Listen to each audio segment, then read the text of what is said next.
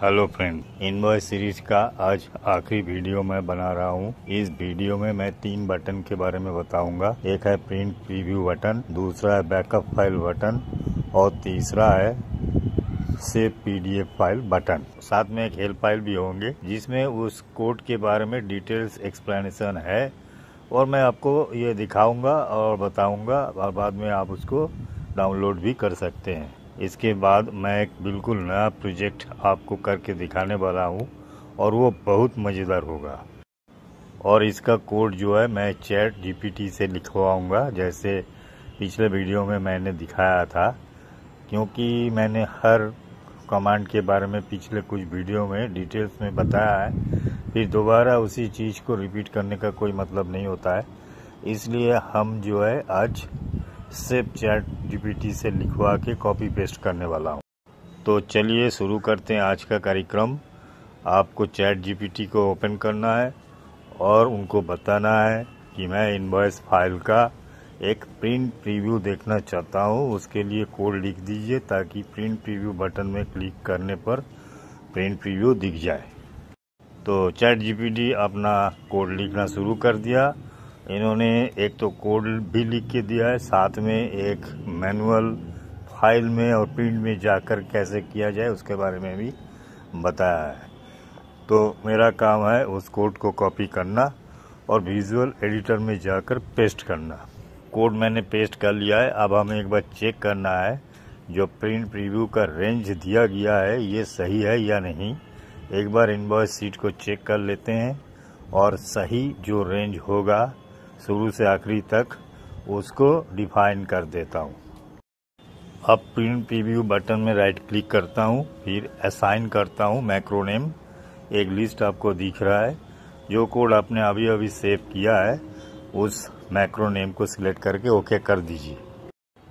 अब बटन पर क्लिक करके देख लीजिए, अगर प्रिंट प्रीव्यू सही है तो ओके है। अगर कुछ गलत दिख रहा है तो आप फाइल में जाइए, प्रिंट में जाइए और वहाँ पर सेटिंग का ऑप्शंस है, वहाँ पर सेटिंग को चेक कर लीजिए। जैसे मार्जिन है, पेज साइज है और ओरिएंटेशन है, ये सब चेक करके देख लीजिए। इसके अलावा अगर आप फूटर और हेडर डालना चाहते हैं तो उसका भी ऑप्शन है। मैंने कुछ फूटर डाल के आपको दिखाता हूँ। तो मैंने फूटर डाल रहा हूँ file name, folder name, file name sheet में नीचे शो हो जाए। तो इसलिए मैंने ये जो 3 आइकन बना है इसी में एक एक करके क्लिक करके इसको सेट कर देता हूँ। तो ये है प्रिंट प्रीव्यू। देखिए नीचे की तरफ फाइल, फोल्डर, फाइल नेम दिख रहा है और आप हेडर, फुटर और भी डेट, पेज नंबर ये सब डाल सकते हैं। अब हम बनाएंगे बैकअप बटन का प्रोग्राम। तो चैट जीपीटी को ये बताना है जो इनवॉइस फाइल है उसका हम एक बैकअप चाहते हैं और ये है इसका फोल्डर नेम। फोल्डर नेम आप पहले ही तय कर लीजिए और उसको रेफर कर दीजिए, एंटर कर दीजिए। तो देखिए वो आप प्रोग्राम लिखना शुरू कर दिए हैं। जैसे ही प्रोग्राम लिखना ख़त्म हो जाएगा हम इस कोड को कॉपी करेंगे और विजुअल एडिटर में जाके पेस्ट कर देंगे। फिर जो बैकअप बटन है उसमें राइट क्लिक करके असाइन में क्लिक करेंगे और मैक्रो को सिलेक्ट करके ओके कर देंगे। फिर बटन में क्लिक करेंगे, देखेंगे ये सही है कि नहीं। तो ये मैसेज अगर दिख रहा है तो आपको अगर मैसेज दिख रहा है बैकअप फाइल सक्सेसफुली क्रिएटेड तो आप फोल्डर में जाएं और जाके चेक कर लीजिए। तो यहाँ पर आप देख सकते हैं यहाँ पर बैकअप हो चुका है। ये है फाइल नेम। अब सेव पीडीएफ फाइल बटन के लिए कोड लिखना है। चैट जीपीटी में जाइए और बताइए इनवॉइस फाइल का हम पीडीएफ फाइल में सेव करना चाहते हैं। तो एंटर कीजिए और वो कोड लिखना शुरू कर देंगे।